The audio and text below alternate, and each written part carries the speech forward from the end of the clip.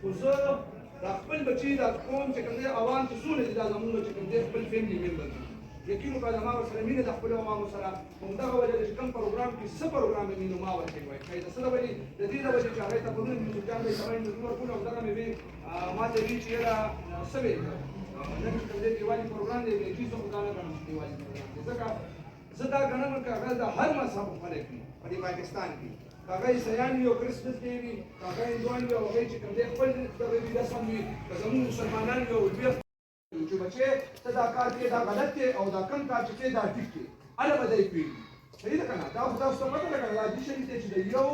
زنانه په سر باندې به 4 کسان جهنم ته ځي د څه د وجې دا خبره ده دا خبره صرف د دې د وجې ده چې هغه ناپوهې دي هغه موږ یو موږ ورته شعور ورکې پیدا کوو چې بچې یا خورې دا چې کوم دی دا کار ته کوې دا غلط دی ټیک ده تاسو یقین وکړئ تاسو ته پته نشته تاسو په سکولونو کې ناست یئ زموږ ځوانان چې په روډونو باندې د پولیس کومې خونینې او کومې جګړې کوي الله ته پته ده څه د وجې کوي